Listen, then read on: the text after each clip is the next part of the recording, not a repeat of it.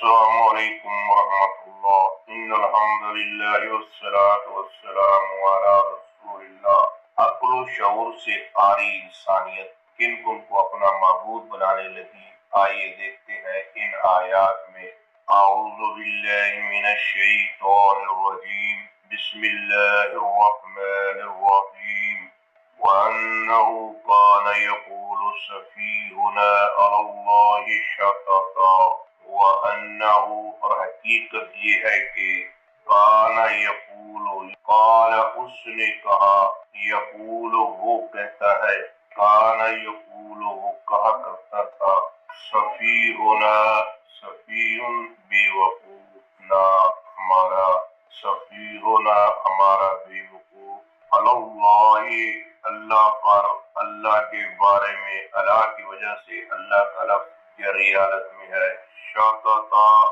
غلط بات، حق سے ہٹی ہوئی بات، خلاف واقعہ بات، مفعول ہونے کی وجہ سے منصوب ہے۔ وَأَنَّهُ كَانَ يَقُولُ سَفِيهُنَا، اور حقیقت ہے کہ ہمارا جاہل کہا کرتا تھا، علی اللہ شططا، اللہ کے بارے میں غلط بات۔ جب جنوں کی ایک جماعت نے نبی کریم صلی اللہ علیہ وآلہ وسلم کو وادی نخلہ میں نماز پڑھتے ہوئے دیکھا، آپ سے قرآن سنا، انہوں نے جا کر اپنے قبیلے والوں کو جو باتیں بتائی، انہوں نے کہا کہ یہ قرآن نیکی کی طرف رہنمائی کرتا ہے، لہذا ہم اس پر ایمان لے آئے، ہم اپنے رب کے ساتھ کسی کو شریک نہیں ٹھہرائیں گے۔ مزید انہوں نے کہا کہ ہمارے بیوقوف اللہ تبارک و تعالیٰ کے بارے میں غلط باتیں کہا کرتے تھے، ایسی باتیں جو خلاف واقعہ ہیں، جن کا حقیقت سے کوئی تعلق نہیں ہے،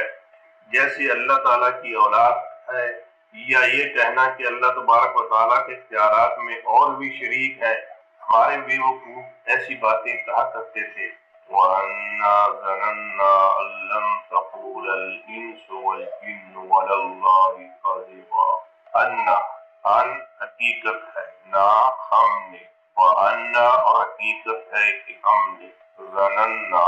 ظننا اس نے گمان کیا، ظننا ہم نے گمان کیا، ہم نے سمجھا، وَأَنَّا ظننا حقیقت ہے کہ ہم نے سمجھا تھا، لن تقول، ان کی، لن ہرگز نہیں، تقول، قال اس نے کہا، یقول وہ کہتا ہے، یا کی جگہ پر تا لگا دیں، تقول تو کہتا ہے، یا مؤنث غائب کے لیے تقول وہ کہتی ہے،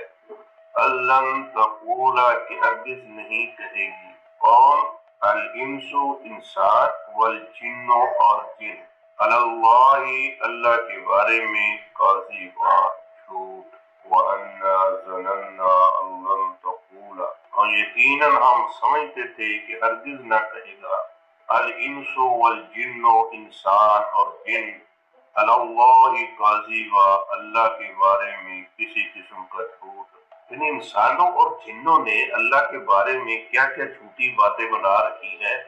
ہم تو یہ سمجھتے تھے کہ جن اور انسان کم از کم اللہ تبارک و تعالیٰ کے بارے میں کوئی غلط بات نہیں کہیں گے۔ وَأَنَّهُ كَانَ رِجَالٌ مِّنَ الْإِنسِ، وَأَنَّهُ اور حقیقت ہے کہ کان رجال، کان تھے، رجال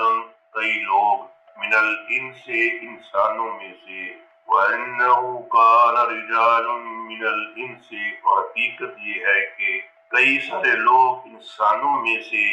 یعوذون، آذا یعوذ، یہ لفظ ہم روزانہ پڑھتے ہیں، اعوذ میں پناہ مانگتا ہوں، اسی سے ہے، آذا اس نے پناہ مانگی، یعوذ وہ پناہ مانگتا ہے، یعوذون وہ پناہ مانگتے ہیں۔ فعل مضارع سے پہلے کانا آ جائے تو یہ لفظ چلا جاتا ہے ماضی استمراری میں، یعوذ وہ پناہ مانگتا ہے، کانا یعوذ وہ پناہ مانگا کرتے تھے، برجال بھی سے، رجال لوگ، لوگوں سے، من الجن جنوں کے، برجال من الجن جنوں کے لوگوں سے، یعنی بہت سارے انسان جنوں سے پناہ مانگا کرتے تھے۔ اب جب انسان جنوں سے پناہ مانگا کرتے تھے تو اس کا نتیجہ کیا نکلا؟ فزادوہم، زادو زیادہ اس نے زیادہ کیا، زادو انہوں نے زیادہ کیا، انسانوں نے زیادہ کر دیا، ہم ان کو، جنوں کو، فزادوہم تو زیادہ کر دیا انہوں نے ان کو، رہقا سرکشی میں، بغاوت میں، وَأَنَّهُ كَانَ رِجَالٌ مِّنَ الْإِنسِ، اور یہ کہ انسانوں کے کچھ لوگ یعوذون برجال من الجن، پناہ مانگا کرتے تھے جنوں کے کچھ لوگوں سے، فزادوہم رہقا، تو اور بڑھا دیا انہوں نے انہیں سرکشی میں۔ جن اپنے قبیلے والوں سے بات کرتے ہوئے کہتے ہیں انسانوں کا یہ حال ہے کہ یہ جنوں سے پناہ مانگا کرتے تھے، اس وجہ سے جن جو ہے وہ سرکشی میں اور بڑھ گئے ہیں، حالانکہ جن کیا کر سکتے ہیں، یہ انسانوں کی حماقت ہے کہ وہ جنوں سے پناہ مانگا کرتے تھے۔ وَأَنَّهُمْ ظَنُّوا كَمَا ظَنَنْتُمْ، وَأَنَّهُمْ أَنَّ حقیقت ہے ہم وہ، وَأَنَّهُمْ اور حقیقت ہے کہ وہ، ظنوا ظن اس نے گمان کیا، ظنوا جمع ہے انہوں نے گمان کیا، ظننتم تم نے گمان کیا، وَأَنَّهُمْ اور حقیقت ہے ظنوا انہوں نے سمجھا، انہوں نے گمان کیا، کنہوں نے، انسانوں نے، جن کہہ رہے ہیں اپنے قبیلے والوں سے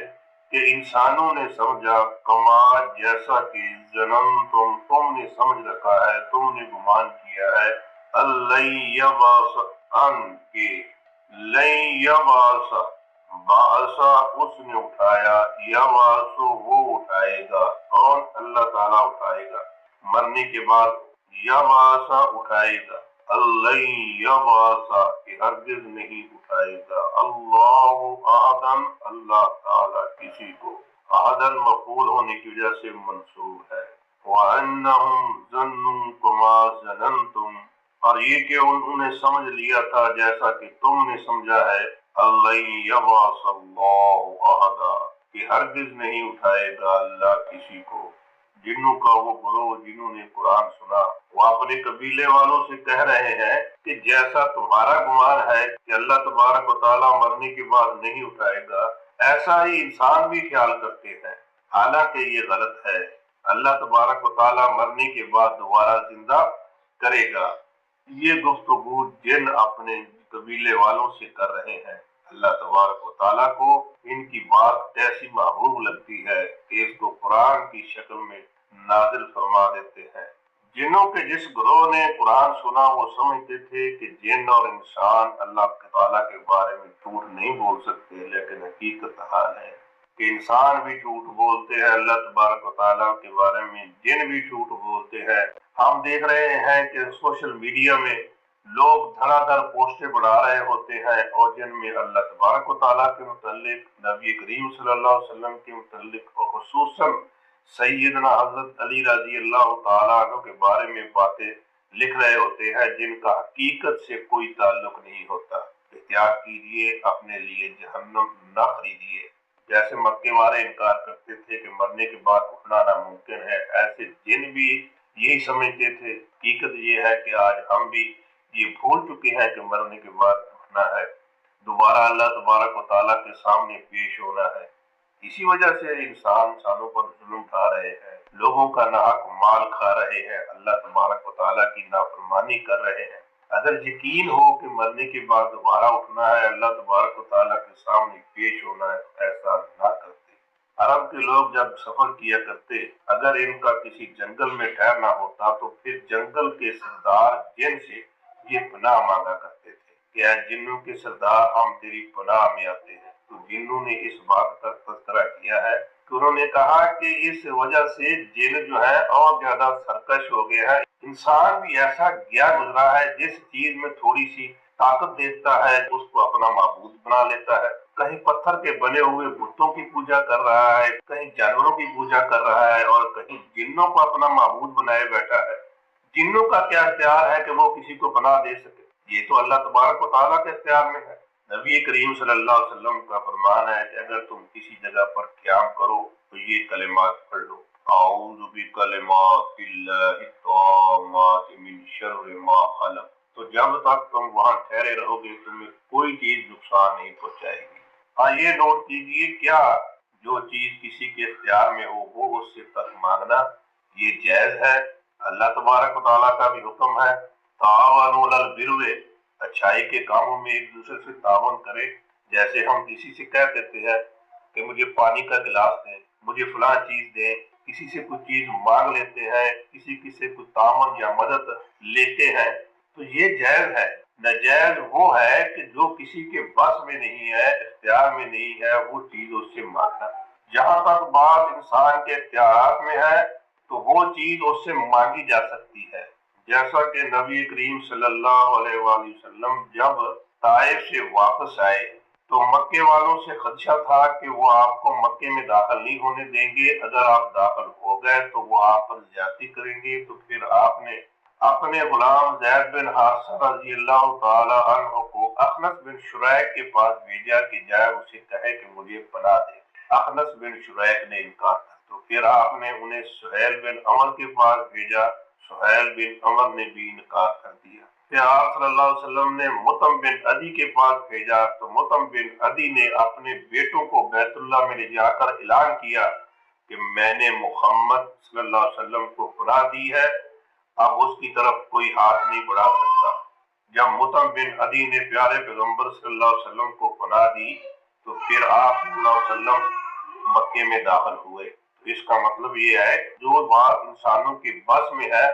وہ ان سے مانگی جا سکتی ہے، طلب کی جا سکتی ہے۔ جو چیز ان کے بس اور اختیار میں نہ ہو وہ مانگے تو یہ شرک ہے۔ جنوں کی اس جماعت نے جیسے ہی قرآن سنا تو کس قدر وہ اس سے متاثر ہوئے اور اس پر ایمان لے آئے، اور پھر کیسے جا کے اپنی قوم کو سمجھاتے ہیں۔ اللہ تبارک و تعالیٰ کو ان کا ایمان لانا کتنا محبوب لگا۔ اللہ ہمیں بھی قرآن پڑھ کر ایسے ہی اس پر ایمان لانے کی توفیق عطا فرما۔